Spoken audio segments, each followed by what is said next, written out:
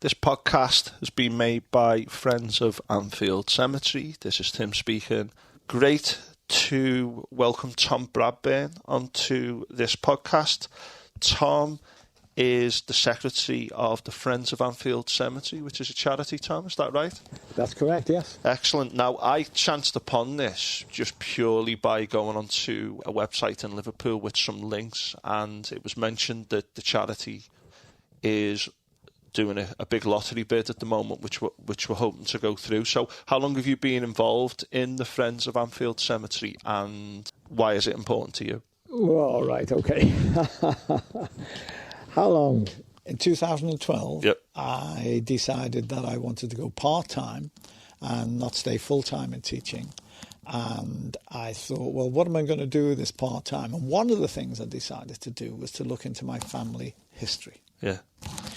And I knew that most of my family were buried in Anfield Cemetery, which is a huge site. I didn't realise how big it was until I went down again after many, many years. And so I went down there, and I couldn't find the grave, of course, or the graves. There was a fellow there, however, who regularly went there and just, I didn't know at the time, but he always went simply to help people to locate a particular grave. And I happened upon him. He came along and he said, "Oh, can I help you?" And he introduced himself as Bob Halliday. First time I'd heard his name, and he made a major change to my life in this way. As we were going towards my family graves, he was saying, "In that grave there's such and such a person, and they did this." And he'd go to the next one, and he'd go to the next one. And by the time we got to my family grave, I wasn't really worried about it, because I'd been doing some research. This particular man gave me that direction.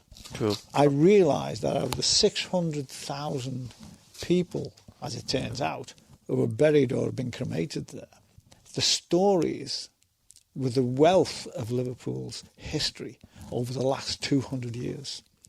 And that's why I wanted to get involved. And Bob is no longer with us, but it's a legacy of his. We are carrying that on, really. Yeah, that's a good story, and I think I've done a few podcasts in the past and looked into my own family history, and that can be the start of something quite profound. But for you to then go to the cemetery and be told all this rich history, because you can walk through a cemetery and none of this is available. And from speaking to you, what you want to do is turn a visit to Anfield Cemetery into a real historical and cultural experience, rather than just a place where people might go to visit. Yeah. Well, in the cemetery now, there's only one of 3 chapels. One remains. There's also 2 huge catacombs there. Both of them are at risk.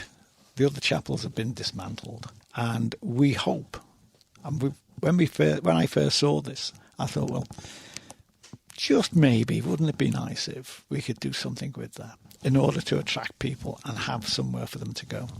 And that one thought, which wouldn't it be good if, now, 10 years later, is moving very much so in that direction. And it's not a matter of wouldn't it be good if. We're beginning to feel as though we think we can do this now, because we've had so much support from the Liverpool City Council, Historic England, and the National Lottery. So by taking those step by step, we've now got, well, our last bid was for £50,000, and it put a lot of information together that we would need to go forward. And now we put in, just last week, a £250,000 bid for taking it even further. And we've got 8 weeks to wait. And if it's a yes, brilliant. If it's no, we'll get some guidance on what we can do with the bid again for the next application with it. But we certainly intend to continue with that and turn this chapel, the one remaining chapel, into an international heritage and visitor centre with a large extension on the back. Because these days, people come to the cemetery for, obviously, for the cremations and burials and so on. They wait in all kinds of weathers outside and wait for the coffins to arrive. And it's abysmal weather sometimes. Yeah. It's awful waiting around in that. Nowhere to go, etc. And then they just go in, the ceremony's over, they go back, as you were saying earlier. Yeah. They go back in taxis to some other distant place and reassemble. We think we can have not only an international heritage and visitor centre there, but a catering area and a conference area, an education centre. There's all that can come from it in an area, Anfield, which is recognised as one of the poorest in Europe. Never mind, just one of the poorest in Europe, and give proper jobs to people, volunteering opportunities. It gives them a wealth of something to better themselves, and lots of them want to do that, but there's not much available in Anfield. Yeah, and I think that's important because a lot of people will know Anfield as the place where Liverpool FC's ground is. Yeah. And it's a little bit, it's not that far from the city centre really, but as you say... I think it's 3 miles. Yeah, it's an underprivileged area, particularly compared to the wealth of the city centre. And there's a lot of untapped potential there. And Bootle Cemetery, where I'm from, that chapel has completely been demolished in recent years. We only had one there, but the thought of all 3 chapels in Anfield Cemetery going, is a real pity. Yeah. But thankfully, you've managed to get some work done on this chapel that's left, and you want that to develop more going into the future. Yeah, I think if we were told actually, if we weren't involved, this is some time ago, we were told if we hadn't been involved, then this particular chapel is likely to have had to be taken down. Yeah. Now, because the council haven't got the money, we haven't got yet the funding from other funding bodies, the council were good enough to actually reinforce the chapel itself. So it's now structurally sound enough to carry on while we are still searching for funding, which once we've proved ourselves, we will have a better chance of getting the funding. What I mean by proved ourselves, we argued that with this chapel, we can attract people, tourism, we can make it into an education centre, we can get projects underway, we can get people involved with heritage, which really are, when you think in terms of heritage, or the way I think in terms of heritage is that if you've got family photographs and people come to your house, you've got family photographs, and they become central to your talking points. These, which are heritage items, like the chapel and catacombs, etc., these are community memories. The thing is, the difference is, these are 3D. These are something you can touch, walk through, handle, and see. You put it then in a context, and it really makes a difference to your understanding. Yeah, and it's a very big cemetery as well. I think it's one of the largest in Europe. Yeah, 141 acres. 141 acres, and there's 600,000 people buried there. There's more people in there than there are walking around in Liverpool. That's incredible. And how long has it been built? When was the first site? It was built in 1863. Margaret Place was the first person in. But some of the graves have been transferred from the centre of Liverpool, which are older, into the cemetery as well. So you really are going back 200 years plus with some of the history there. Yeah. And as you said, there's some very interesting stories there, and in the past people would have walked through without knowing, but have you now got some historical stuff in the cemetery itself? One of the things we did with Positive Futures, another charity for youngsters, and they were very good. Which story are we going to tell? We know about maybe 200, 250 stories only out of the 600,000. So which stories do we tell? And we had to make a choice, and they decided that they would have certain stories involved within large boards that you walk towards as a heritage trail. The boards are like tabletops, but they're slightly raised and slightly angled, and each one tells a story. Yeah. And they're phenomenal stories, absolutely incredible. Knowing them, it makes you feel more comfortable within a cemetery. Whereas before, maybe even before I went down in 2012, I was thinking love and respect, yes, and some of the films that you see, a little bit of fear maybe. But when we started doing these stories and Positive Futures were involved, they got so much out of it, and it changed it from love, respect, and maybe a little bit of fear to inspiration. There's an inspiration element there which is not being tapped at all. And this is what we want to do more than anything else, as well as help people who obviously in a situation whereby there's a lot of death involved. People have got to get over that in some way, and it's a matter of trying to help them as well. So we're not forgetting the fact that it is a cemetery where there's a lot of grief.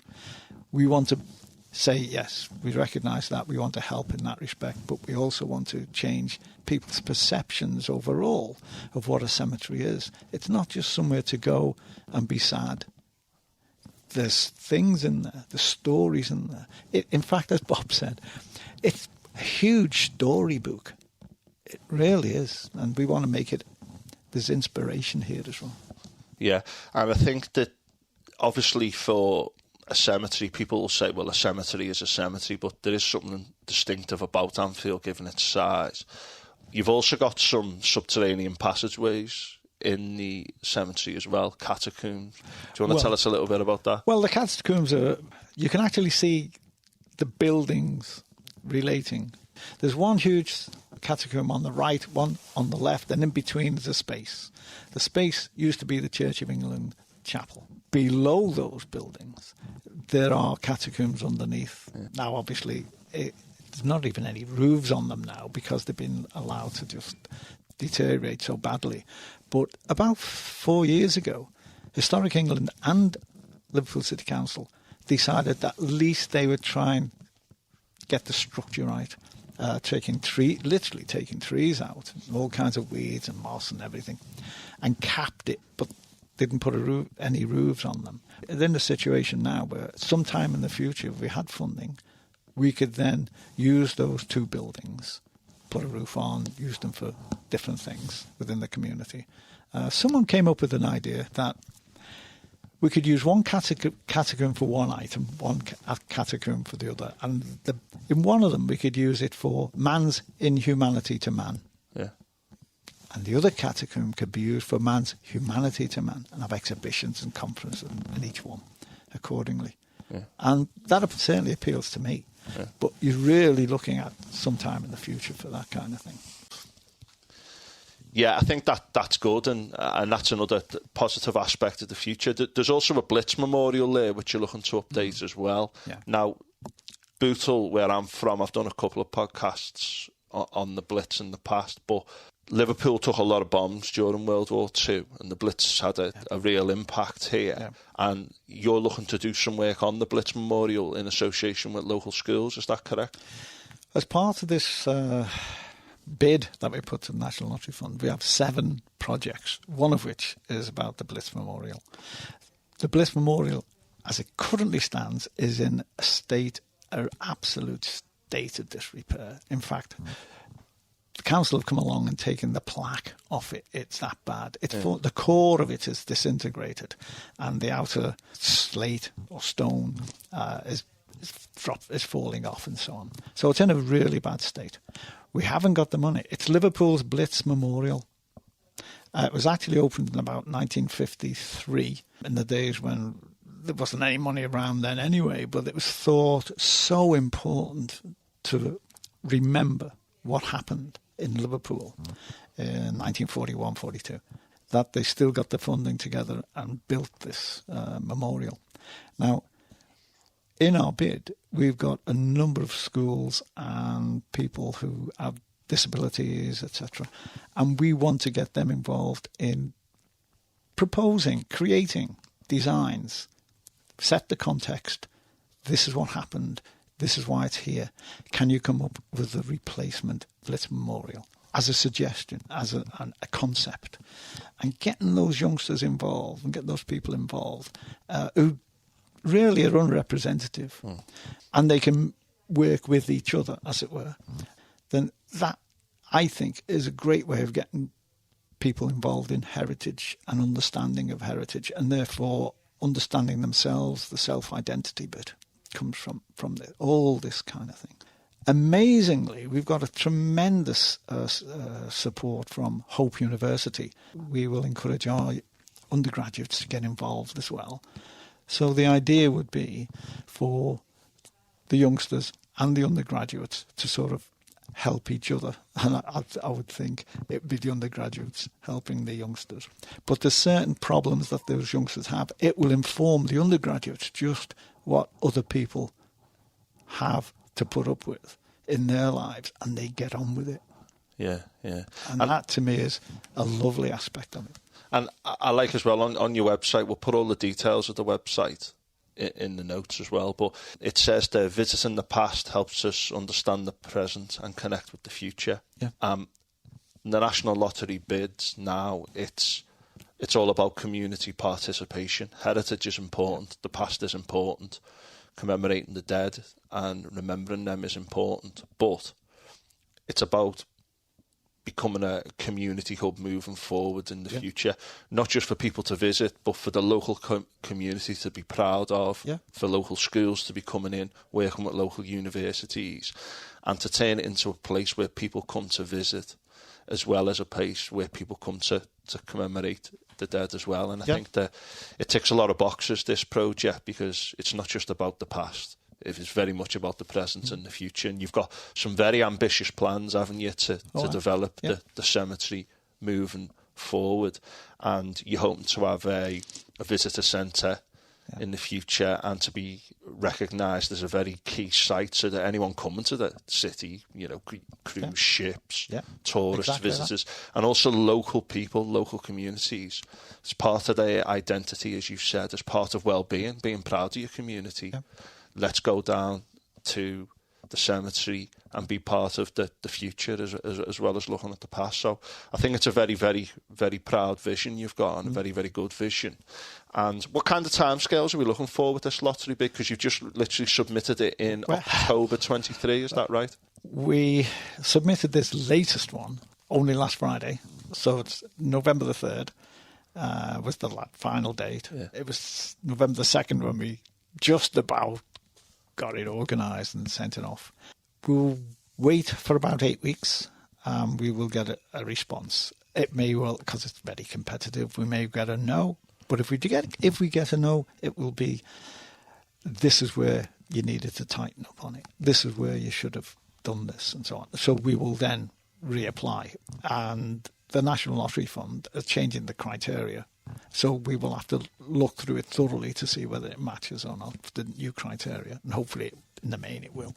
Now, that's the timescale on the immediate side, which is regards to bid itself. If we're successful, it will be 2 years for that to run. And then at that point in time, we hope we will be submitting a bid for what we call a development stage, where we develop the concept, the idea from the Royal Institute of British Architects level 2, where we're at now, up to level 4. And that should take about 2 years. If that's granted and we do well, we can move on to the final stage, and that is the actual funding for the build. So we're talking about 2 years for this one, 2 years for the development stage, and then it could be 2 years for the actual build. Yeah. It sounds like an exciting project. It's good that you've got so many people, because you're obviously the secretary of the charity, but there's a lot of really good stuff going on and a lot of people who are involved. And anyone who wants to get involved or is interested, we've obviously got we'll put your website links with this, and people can go to the site, etc. Can I just interrupt? I'm not the only one who's doing this, Oh yeah, no, that's what I mean. There's so many others involved. I want to make absolutely certain the trustees, they're amazing people as well. Yeah, excellent stuff. So, good luck with everything moving forward then. Is there anything else that you want to add, Tom, to what we've mentioned? No, I think we've covered it. I'm quite happy with that. Brilliant. And I think that this project, it's an ongoing project, and whatever happens with the lottery bid, there's going to be strides forward in the future. And one of the things I did when Liverpool became capital of culture in 2007, I think it was. 2008. 2008. 2007 was that. Something happened in 2000. Was that the year of the? That was the year before 2008. I got a medal. Something happened in 2007 as well. But I remember that year I said there's so much about Liverpool that I don't know about, and I actually made an effort to go up to the Anglican Cathedral, to go into the Williamson tunnels, etc. Yeah. And when I heard about Anfield Cemetery, I thought, this is another one of those things which you don't always hear about, and I think to raise the profile moving forward, I think it's a fantastic idea. So best of luck with everything, and thank you for your time. Well, thank you for allowing me to join you. Thank you very much. Thanks, Tom. Thanks, Tim. Ta.